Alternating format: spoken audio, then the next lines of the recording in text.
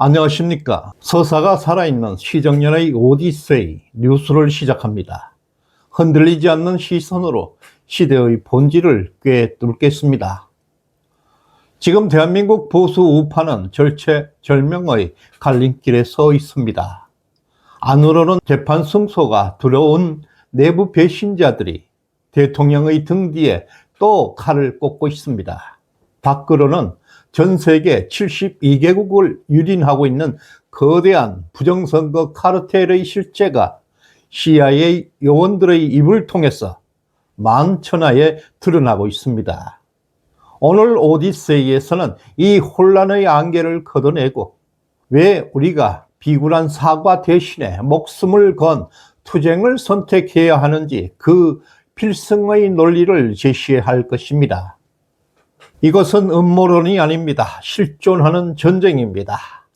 전설적인 CIA 요원 게리 번슨과 전쟁터를 누볐던 베테랑 기자 라라 로건이 목숨을 걸고 부정선거 폭로에 나선 이유는 지금 이 순간에도 세계 곳곳에서 민주주의를 파괴하는 선거 조작 카르텔이 작동 중이기 때문입니다. 게리 번슨은 9.11 테러 직후에 오사마 빈 라덴 추적을 수행했던 미국 최고의 현장 CIA 요원이었습니다. 라라 로건은 CBS 60미니트의 이들이 은퇴 후에 위험을 무릅쓰고 나선 이유가 세계가 이 악의 연합에 침식당하고 있다는 절박한 인식 때문이었습니다. 이 사기의 출발점은 바로 베네수엘라입니다. 독재자 차베스가 2004년 국민투표에서 패배 위기에 몰렸습니다. 선거를 조작할 목적으로 스마트매틱이라는 시스템을 개발한 것입니다. 이것은 단순한 기계가 아니라 선거 조작을 위해 설계된 디지털 범죄 도구였습니다. 또한 유령 회사를 통해 국적을 세탁하면서 72개국으로 확산되었습니다. 번슨은 이 시스템이 미국을 포함한 세계 주요 국가 선거 조작에 이용되고 있다고 경고하고 있습니다. 겉보기에는 첨단 시스템 같지만 실상은 독재 정권이 만들어낸 트로이 목마라고 합니다.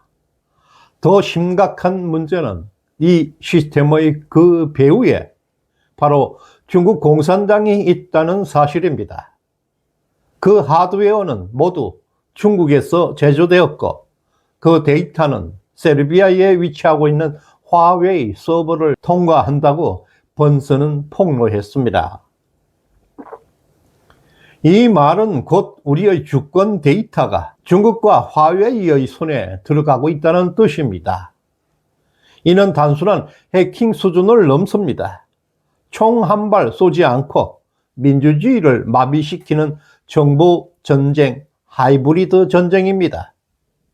대한민국 선거 시스템 또한 이와 무관하다고 장담할 수가 없다고 경고하고 있습니다.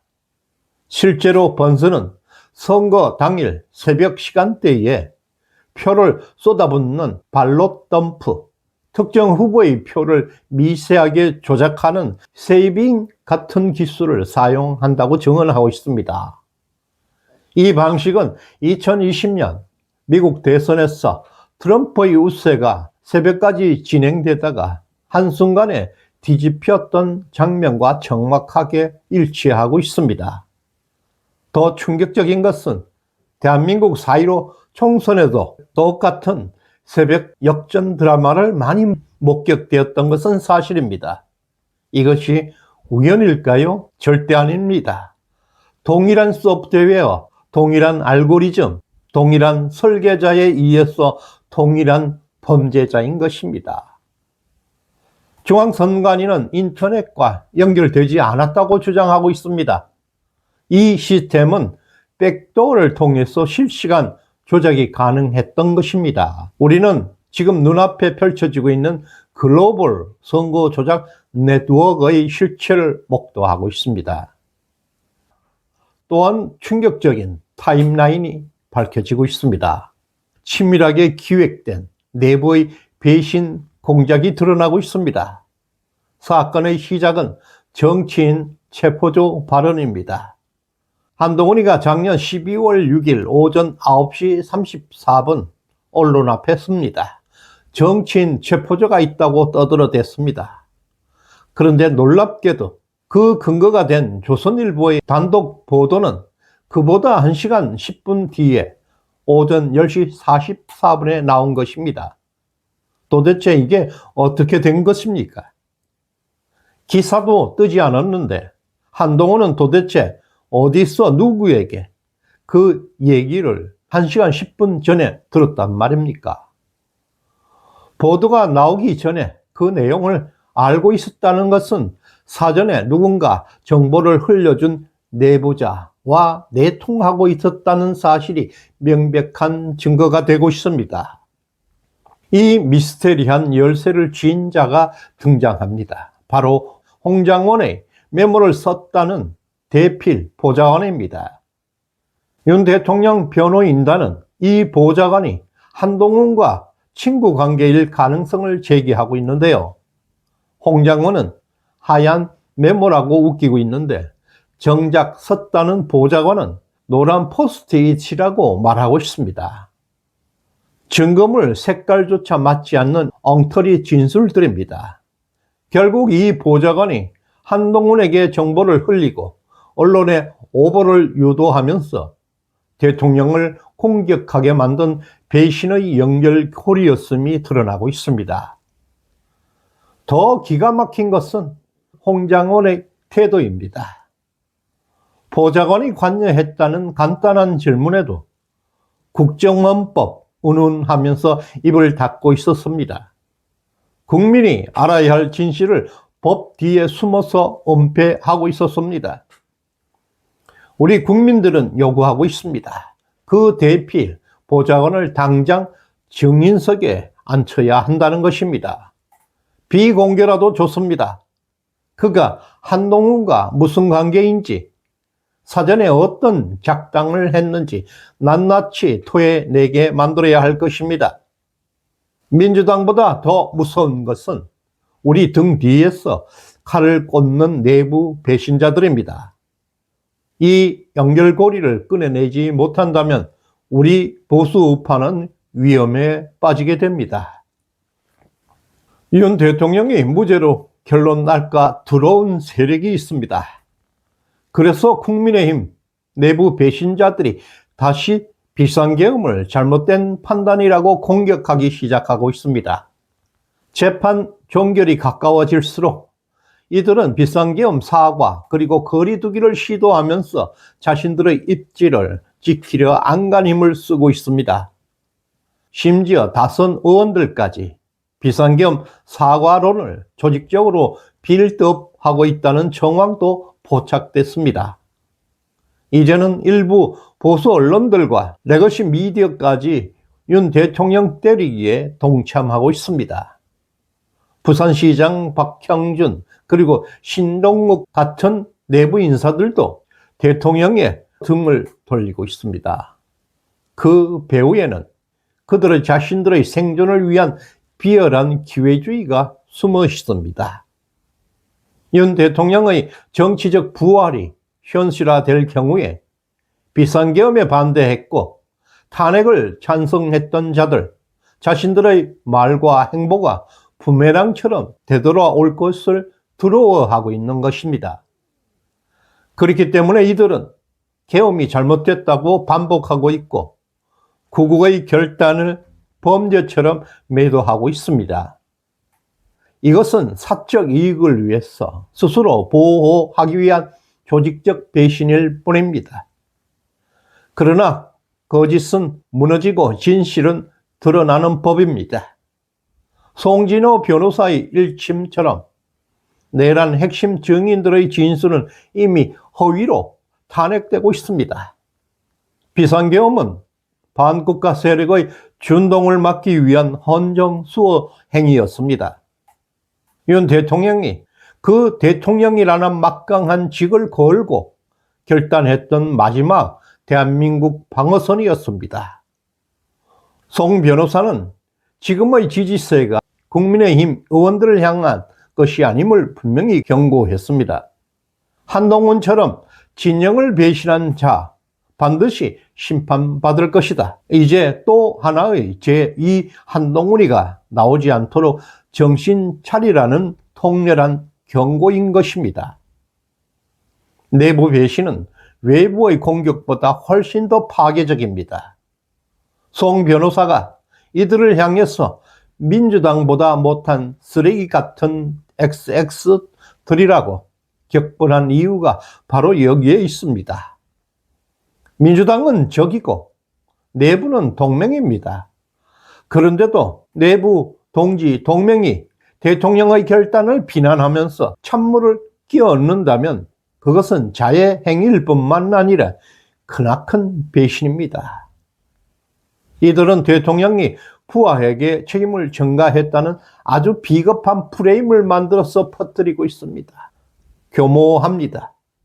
계엄을 불법으로 몰아가면서 당과 대통령의 단절을 기획하고 있습니다. 이런 주장들은 국민에게 윤 대통령이 정말 잘못했구나 라는 세뇌 효과를 유도하고 있는 것이고, 좌파 언론들의 내란 세력 프레임에 결정적인 힘을 실어주는 자살 행위가 될 것입니다. 민주당은 약탈자입니다. 우리가 고개를 숙이고 한 발 양보하면 그들은 세 발을 더 빼앗아가고, 사과를 하면 그 틈에 목을 조여오게 됩니다. 그런데도 아직도 당 내부에서 반성하고 사과해야 한다는 목소리가 끊어지지 않고 있습니다. 저들이 칼을 들고 설쳐대는데 우리끼리 고개를 숙이면 잡이라도 얻을 수 있을 거라고 생각한다면 현실을 모르는 너무나 순진한 착각이자 자멸입니다. 어설픈 사과는 용서가 아니라 피를 부르는 초대장입니다. 지금 필요한 것은 비굴한 반성이 아니라 내부 패배주의를 도려내고 강철 같은 결기로 싸우는 것입니다. 민주당은 이재명의 한 사람 살리기 위해서 대한민국의 자유민주주의와 시장경제 전체를 무너뜨리고 있습니다. 범죄자를 지키기 위해서 국가 시스템 자체를 파괴하고 있는 광기를 부리고 있습니다. 그들의 윗선은 이제 끝을 넘고 있습니다. 정청래는 정당 해산을 운운하면서 반대 정파를 협박하고 있습니다. 그리고 조국은 입으로 토지 공개념을 외치면서도 실제로는 강남 재건축 투기에 빠져있는 윗선을 드러내고 있습니다. 이들이 말하는 평등은 국민에게 강요되는 굴레일 뿐이고 자신들에게는 절대 해당되지 않는 이중잣대입니다. 장동혁 대표가 피를 토하듯 호소했던 말처럼 우리는 이 사악한 폭정 앞에서 단 한 발자국도 물러서지 말아야 합니다. 민주당이 4년 중임제 개헌이라는 꼼수를 들고 나와도 겁낼 필요가 없습니다. 우리는 그들의 판을 뒤집고 오히려 8년 장기 집권을 통해서 대한민국을 지켜낼 수가 있습니다. 트럼프 대통령이 분명히 말했습니다. 선거 조작의 실체를 밝히는 그것이야말로 자유우파의 최우선 절대적 과제라고 말했습니다. 당장 당내에 부정선거 특별기구를 만들어서 이 악의 뿌리를 뽑고 가능한 모든 법적 수단을 동원해서 싸워야 합니다. 민심은 분명히 우리 편입니다. 계엄이라는 것은 대통령의 최고의 통치 행위입니다. 구국의 결단이었습니다. 결코 사과할 일이 아닙니다. 민주당의 내란 기도에는 침묵하면서 대통령에 대한 반성을 강요하는 자들은 더 이상 동지라 할 수 없습니다. 그들은 첩자입니다. 장동혁 대표의 분노 어린 외침은 바로 우리가 기다려왔던 자유의 외침이었습니다. 지금 당장 회색 분자를 정리하고 선명한 전사들로 진짜 보수 정당을 재건해야 할 것입니다. 단 하나 분명한 것은 사과하는 순간 우리 보수는 괴멸하게 될 것입니다. 민주당은 약탈 집단입니다. 지금 팽배하고 있는 패배주의를 걷어내고 전면적 투쟁에 나서야 합니다. 4년 중임제 음모 그리고 부정선거 규명이라는 단일 대오로 대한민국을 지켜내야 합니다. 오늘 후원해 주신 우정복님, 한순실님, 최준수님, 이동희님, 이미경님, 임희연님 진심으로 감사드립니다. 거짓이 판을 치고 있습니다. 이 험한 세상 여러분의 댓글 하나, 응원 한마디가 진실을 지키는 등불이 될 것입니다. 나가실 때 좋아요, 구독 꾹 눌러주시고 우리 끝까지 함께 갑시다. 고맙습니다.